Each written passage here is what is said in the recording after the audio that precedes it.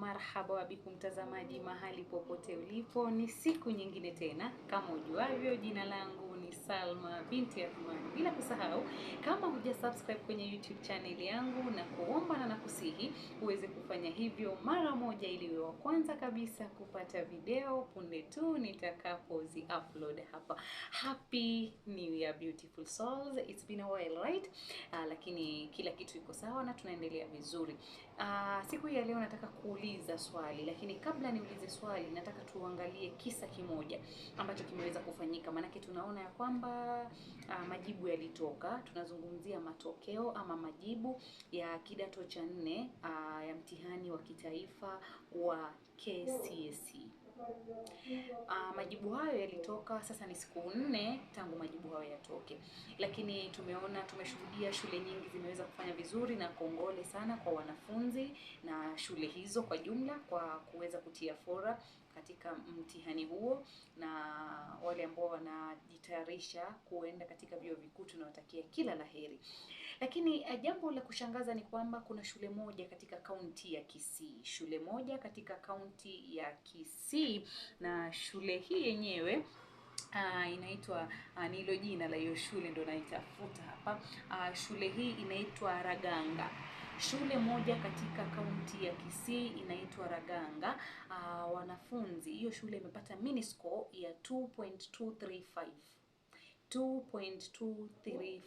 Hiyo ni mini score ya the whole school. Tukizungumzia the whole school, that is the whole class ambao wameweza kupata alama hiyo, na wanafunzi 5 waliofanya bora zaidi katika shule hiyo waliweza kupata alama ya D plain. The top 5 students wa hiyo shule waliweza kupata D plain, which is very sad, very unfortunate. Then the rest of the students waliweza kupata alama chini ya D plain. Na wewe unajua D plain chini yake ni D minus, D minus, D minus na D na E, ambayo ni majibu ambayo hayakufurahisha wazazi. Hata wewe unayasikia, si majibu ya kufurahisha, si majibu ya kuridhisha. Lakini wazazi wa watoto wa shule hiyo wakaweza kuandamana siku moja tu baada ya matokeo hayo kuweza kutangazwa rasmi na Wizara ya Elimu hapa nchini, kiongozwa na waziri wa sekta hiyo Julius Migomba. Wakaweza kuandamana hadi kwa shule hiyo wakimtaka, kauli yao ilikuwa ni yule mwalimu mkuu, the principal of that school ambayo tumesema inaitwa Raganga in Kisii County, iweze mwanzo kuna wale ambao wanataka shule hiyo ifungwe, na kuna wale ambao wanamtaka mwalimu mkuu aweze kutolewa katika shule hiyo. Maana hii shule si shule mpya, si shule ya juzi, ni shule ambayo imeanza tangu mwaka 1992, imeanza 1992, so iko over 30 years tangu hiyo shule ianze. Lakini matokeo ya kidato cha 4 hayajaridhisha wazazi. Maana kuna mzazi mmoja alikuwa anahadithia na kusema ya kwamba mwaka jana, that is 2024, mtoto wake mmoja alipata alama ya D, na hivi pia mtoto wake mwingine amefanya tena the same school, amepata alama ya D, which is so disappointing and heartbreaking. That's why wakaweza kufunga kufuli mlango wa ofisi ya head teacher, the principal, kwa sababu hawamtaki yule principal pale shuleni. Wanasema principal autoke ndio matokeo yakuwe mazuri. Swali langu na kuuliza wewe, we have so many schools ambazo zimefanya vizuri. Tuko na shule nyingi sana ambazo zimefanya vizuri, zimetia fora. Kwa kuzitaja tu, kule kaunti ya Mombasa ninakotoka, kuna shule ya Sheikh Khalifa bin Zaid imefanya vizuri, kuna shule ya Light Academy Mombasa imefanya vizuri, kuna Shimo la Tewa imefanya vizuri, kuna Mama Ngina Girls, Bahari Girls. Shule nyingi sana zimefanya vizuri. Mwanzo nimeona the whole school ya Sheikh Khalifa wanaenda university. Nao hii shule ya Raganga in Kisii County hakuna hata mwanafunzi mmoja ambaye amepata alama ya kuenda chuo kikuu ama university. Na kuuliza, kupita ama kuanguka kwa wanafunzi katika mtihani wa kitaifa ama katika mitihani ya kitaifa, kwa mfano KCPE, KPSEA, KJSEA na KCSE, ni juhudi za nani kwa kupita?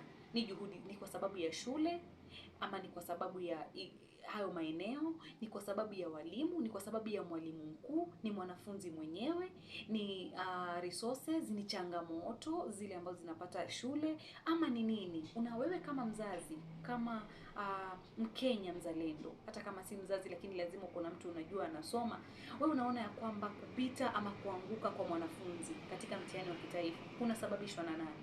Ni kipi ambacho kinachangia matokeo mazuri? Maanake tumezisikia hadithi za wale ambao wamefanya vizuri, na tumezisikia hadithi zao kila mmoja anasema kuelezea vile ambavyo amejitahidi na akafanya vizuri. Lakini je, wewe unaitazama video hii, unahisi ya kwamba kupita ama kuanguka kwa shule na wanafunzi katika mitihani ya kitaifa kama vile KCSE, ambayo ndio majibu tunayozungumzia hii leo, ni kwa juhudi ya nani?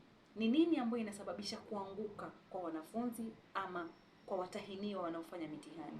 Nimeuliza swali hilo kwa sababu tunataka tukae, maanake wale wanasema shule ifungwe, wale wengine wanasema mwalimu mkuu abadilishwe. Unahisi ya kwamba mwalimu mkuu akibadilishwa katika shule ile ya Raganga, katika eneo bunge la Kitutu Chache kule Kisii County, yule mwalimu mkuu akitolewa akiletwa mwingine, matokeo yatabadilika ama yatakuwaje?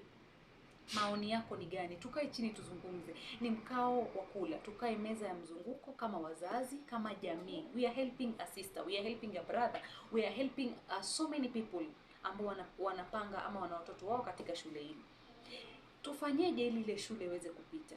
Je, ni walimu mkuu ndo chanzo, ni wanafunzi wenyewe, ama ni changamoto za shule, ama ni nini hasa ambao unahisi ya kwamba inachangia ama imechangia matokeo duni ya shule ya Raganga na shule zingine nyingi hapa nchini Kenya? Maoni yako chini ya hiyo video tuweze kuchangia mada hii ili tuweze kusaidiana, manake ni vibaya sana mtoto alipiwe miaka 4 alafu unapata namba 1 yako na D.